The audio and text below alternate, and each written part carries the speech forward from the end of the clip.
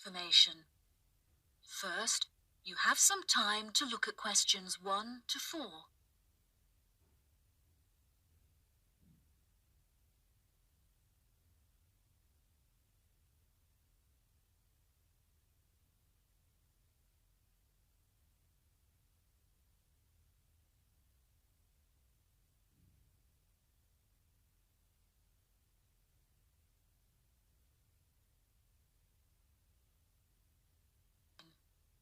You should answer the questions as you listen, because you will not hear the recording a second time. Listen carefully and answer questions 1 to 4. Good afternoon. You're through to reception at the Island Hotel in Crete. How may I help you today? Yes, hello there. I'm hoping to book a double room for my wife and myself for about 2 weeks, from the 25th of April of this year. Firstly, could you tell me whether it's particularly hot during this time? Yes, of course, sir. During late April and early May, the daytime temperature shouldn't exceed 19 degrees Celsius. But the weather has been rather erratic and difficult to predict in recent years, so I am unable to say for certain. Okay, that sounds good. My wife doesn't like going outside when it's very hot. I haven't booked flights yet, but I must say that I'm unfamiliar with Crete and its transport system. Does the hotel provide an airport shuttle service? Yes, sir. We provide a complimentary airport pickup service for all our guests.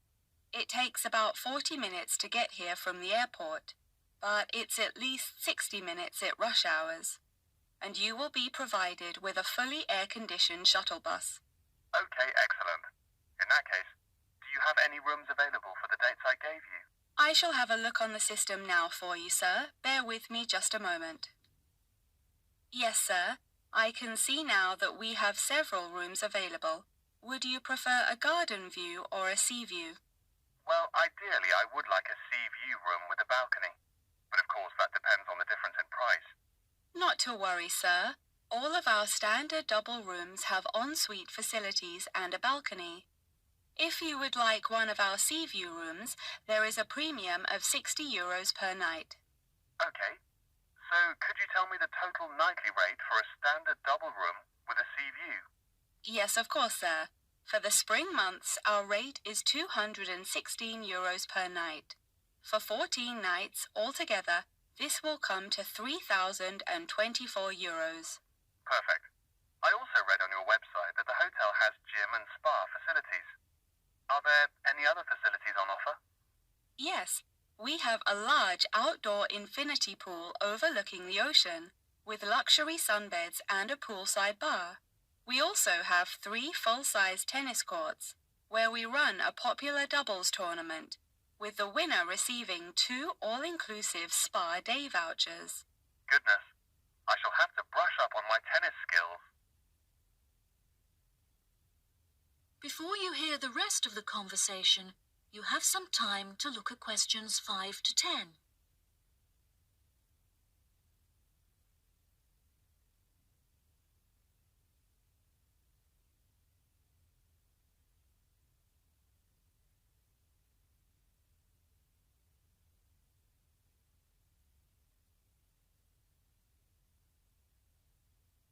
Now listen and answer questions 5 to 10. Are there any other activities organised by the hotel that we can partake in? It's just that it's our wedding anniversary on the 30th of June, and I would like to provide my wife with the perfect romantic getaway. I can assure you, sir, that your wife won't be disappointed. Ours is a 5-star resort, which is renowned for its luxury and beauty. In terms of activities, the hotel provides thrice-weekly entertainment. On Tuesdays, guests will take a minibus and partake in learning to cook succulent fish dishes with our Michelin-starred chef Enrique. The class will take place in a beautiful valley deep in the Cretan hills, where guests will be treated to an intimate piano performance by our in-house concert pianist Pedro. On Wednesdays, a select number of guests will be fortunate enough to explore the mountains by helicopter, before being transported to a tropical Cretan garden by shuttle bus. Finally, on Thursdays, after a fancy dinner, we provide a spectacular fireworks display, which guests can view from the comfort of a cable car. Oh, wow. That all sounds absolutely wonderful. I shall book the room now, and then I need to look at flights so as not to become extortionate. Would you like to take my details now or later? That is the end of part 1. You now have half a minute to check your answers.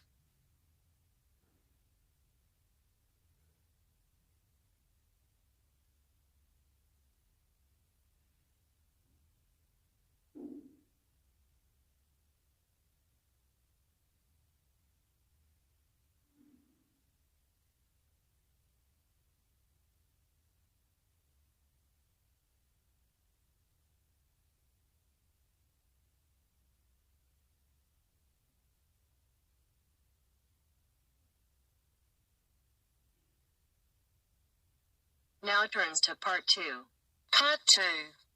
You will hear a tour guide giving a talk about a relaxation center. First, you'll have some time to look at questions 11 to 14.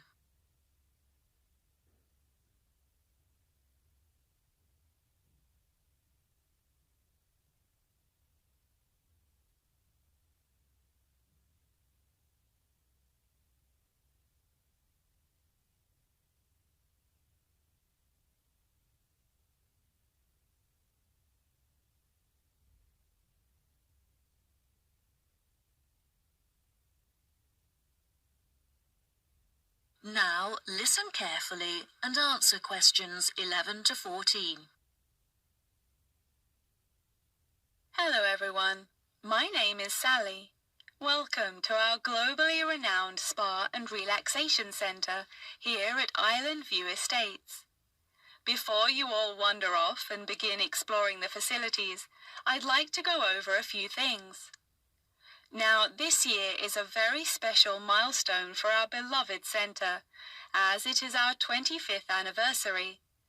I understand that this means you have all paid an increased price for your tickets, but I can promise that all of the events we have scheduled for your enjoyment will make the costs well worth it. I know that all of you have travelled a long distance to make it here to the centre of the New Forest, but it is thanks to its remoteness that our centre is such a beautiful place to relax.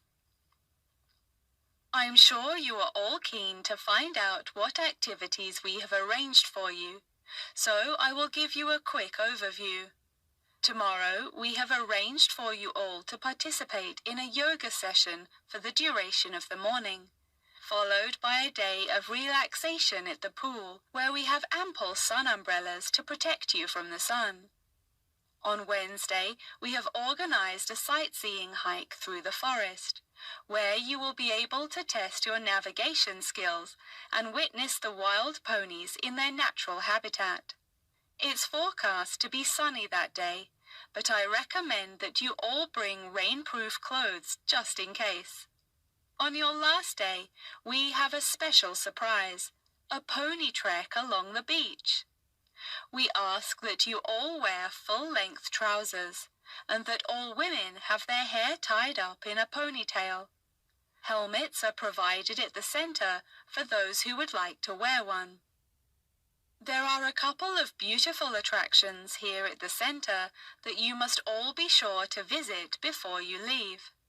The Rose Garden, located just at the corner of the property, is home to many indigenous species and is beautifully serene and peaceful, the perfect place to collect your thoughts or read a book.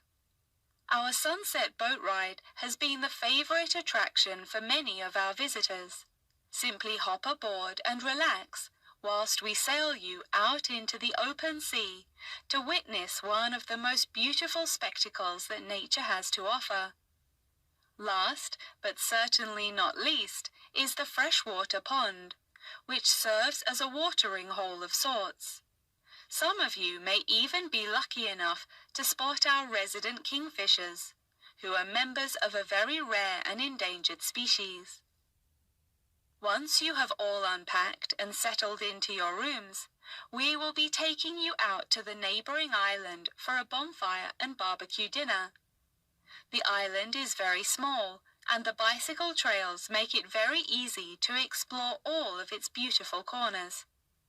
As the island is entirely separate from the mainland, it has never been inhabited by wildlife, so you can all roam freely and safely. We have some bonding exercises for you all to take part in around the bonfire, where you can potentially make new friends and discover a lot about yourself. Before you hear the rest of the talk, you'll have some time to look at questions 15 to 20.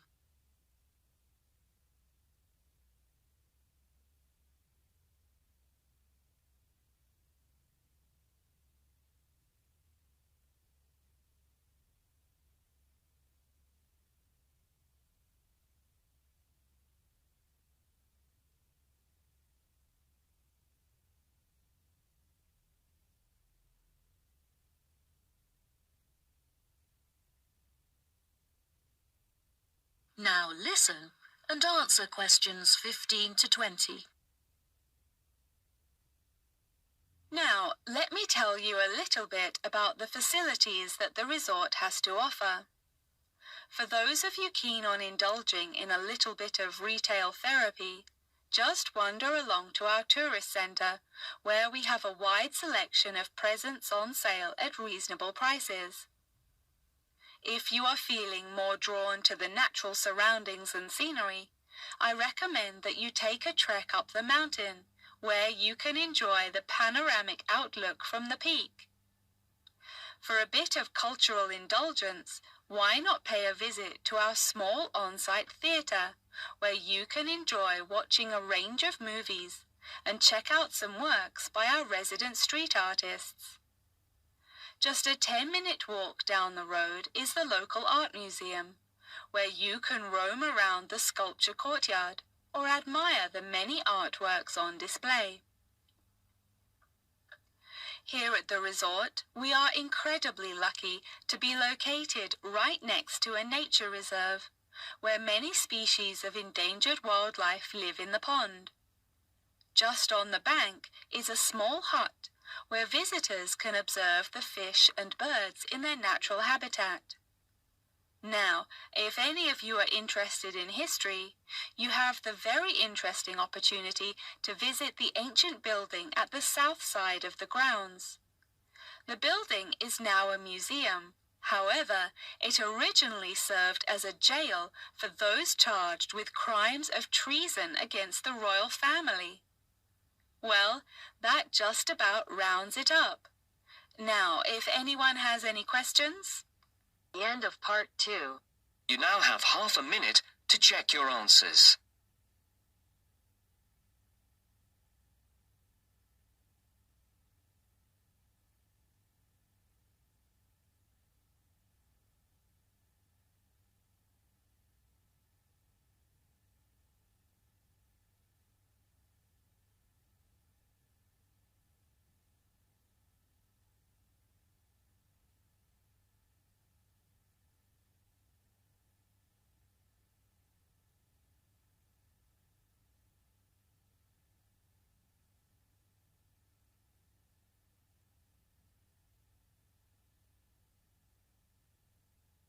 Now turns to part 3. Part 3. You will hear a conversation between a professor and a student talking about taking a course. First, you have some time to look at questions 21 to 25.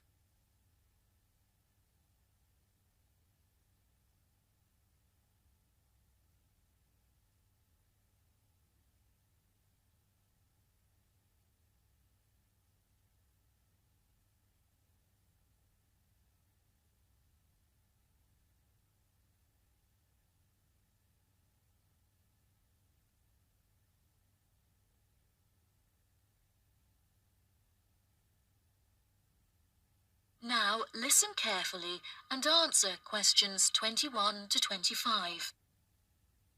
Excuse me, Dr. Twain. May I speak with you for a minute? Of course, please come in. I'm Charlotte York. I'm considering taking your course in tourism. Right. Well, Charlotte, how can I help you? I have been considering studying tourism. However, it is such an important decision that I would like to seek some advice about it first. Would you mind answering some of my questions? Absolutely. Fire away. Well, I have been discussing courses with my parents, and they are concerned that I will not be able to get a well-paid job with a degree in tourism. The reason that I want to study the course is that I have a great interest in the subject, and I think I would really enjoy it. I believe the only way that I will enjoy my life is if I enjoy my career. Happiness is far more important than money, don't you think? Absolutely. I would much rather be happy and poor rather than rich and miserable. Money cannot buy you happiness. I'm glad you agree. You needn't worry about money, Charlotte. A large part of the tourism course is dedicated to teaching students how to manage finances, a skill that you can apply to your everyday life as well. I would also recommend that you take a sideline course in time management, as this can be incredibly useful in efficiently planning your workload. Efficiency is the key to success. I'll remember that. Now, I have found that some students have natural talents that really help them to succeed in the course. Communication skills, for example, can be very beneficial. Do you have any strengths? Maths was always my favorite subject at school, so I really enjoy solving mathematical problems. However, I find statistics quite difficult. I have always been very capable and self-sufficient. I have a lot of confidence in my abilities and will take the initiative in situations without needing to depend on anyone else for their help. That's a really great quality to have, and will be particularly useful if you choose to study tourism. That's great. I would recommend that you spend some of your time researching the course. A lot of people who are uneducated on the subject claim that tourism is a shrinking industry and that it will become irrelevant in the future. If you study the published research, however, you will see that the truth is quite the opposite. The industry has, in fact, grown significantly as people have developed an ever-increasing interest in culture and travel. Have you compared the university course with a polytechnic? Yes, I have. I was interested in studying the course in modules. However, the university doesn't offer that option. I don't have enough funds to be able to attend an expensive university, so I was relieved to see that the course is quite affordable. I also considered attending a summer school instead of university to save money, and so that I could work during the rest of the year. But I really wanted the university experience. I think that university would suit you well. Before you hear the rest of the conversation, you have some time to look at questions 26 to 30.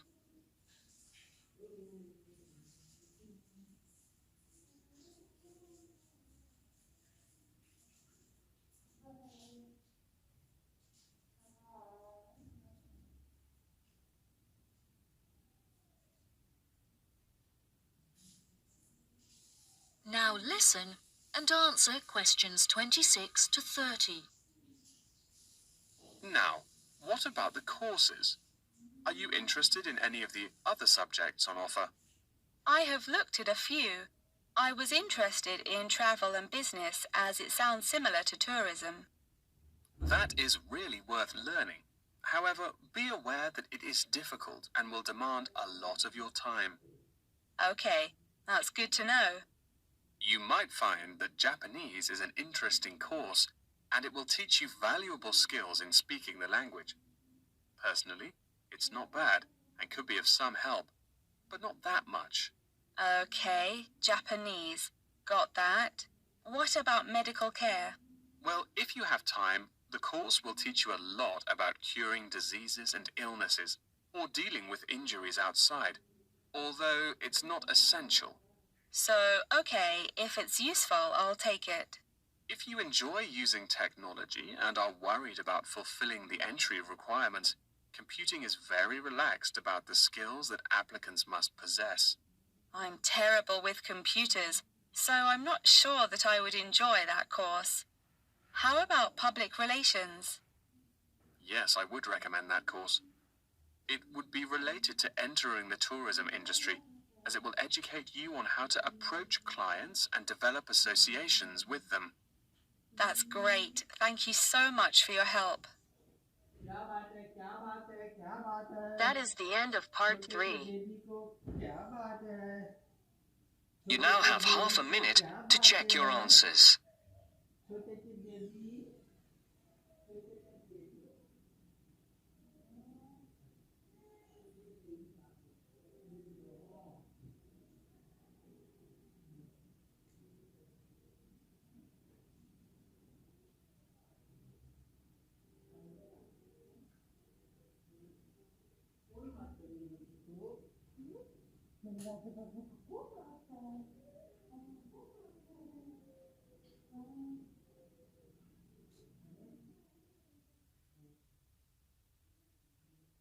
Now it turns to part 4. Part 4.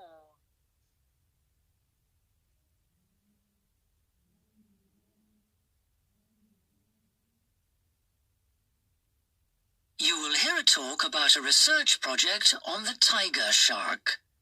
First, you have some time to look at questions 31 to 40 on pages 7 and 8.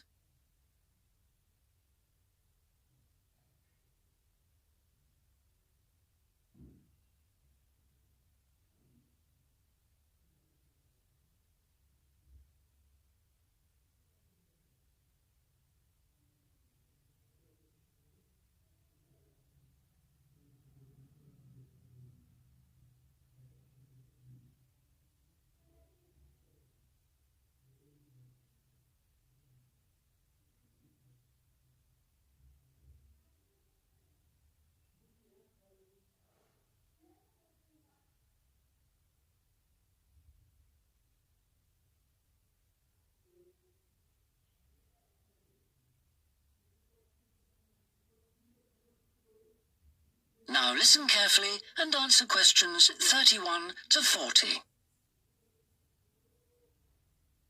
Good morning, everyone. Today I'm going to talk about the research project I've been involved in on the tiger shark. First of all, some background information. The tiger shark, also known as the leopard shark, is often thought to have got its name from its aggressive nature. But in actual fact, it's called that because it has dark bands, similar to those on a tiger's body. It is a huge creature, growing up to lengths of 6.5 meters. It can be found just about everywhere throughout the world's temperate and tropical seas, but it is most often found along the coast rather than the open sea. In terms of feeding, tiger sharks tend to be most active at night and are solitary hunters. Their preferred prey includes other sharks, turtles, seabirds, and dolphins, to name but a few. However, it's not uncommon to find garbage in its stomach. This is because it tends to feed in areas such as harbors and river inlets, where there is a lot of human activity. Now to the project itself. We are particularly interested in some studies that have been done in the Rain Island area. Observations here have shown that there is a large population of tiger sharks present in the summer during the turtle nesting season. However, during the winter months, the sharks disappear. So we decided to do some of our own research there.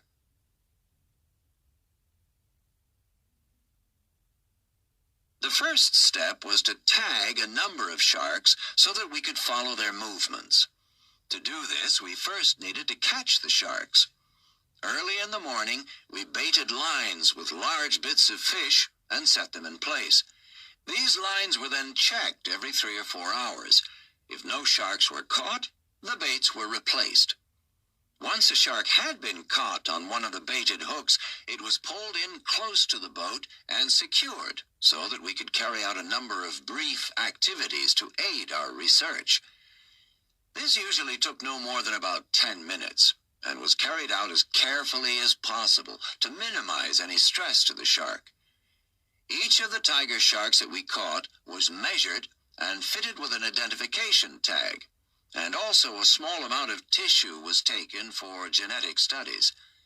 For some larger sharks over 3 meters long, we also inserted into the belly a special acoustic tag capable of sending satellite signals, while on other large sharks we attached a camera to the dorsal fin to enable us to study the behavior and habitat use of the sharks.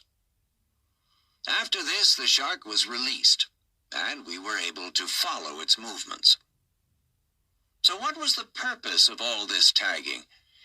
Well, while we were already familiar with some aspects of the tiger shark's behavior and food sources, what we hoped to do in this project was to see exactly what factors affected the migration patterns of tiger sharks and whether it was, in fact, food, weather, and reproductive needs. These are some of our findings. On February 21st, a large female shark, whom we named Natalie, was attracted to our research boat at the northern tip of Rain Island and fitted with one of the satellite tags I've just mentioned. No transmissions were received from Natalie between April 2nd and April 29th, indicating that she didn't surface to feed during this period. The area in which she was last reported is very shallow, suggesting that she may have changed her feeding preferences during this period to focus on prey found on the sea floor. We also made a number of other discoveries, thanks to the various transmitters we used. It seems that tiger sharks move back and forth between the ocean floor and the surface quite often. This may help the sharks conserve energy while they swim, but it probably also helps them hunt, since this movement back and forth maximizes its chances of not being detected by its prey until the last minute. So far, our findings have not been conclusive. However, we have gained some very interesting insights into the behavior of tiger sharks and are now hoping to develop our research further. That is the end of part 4.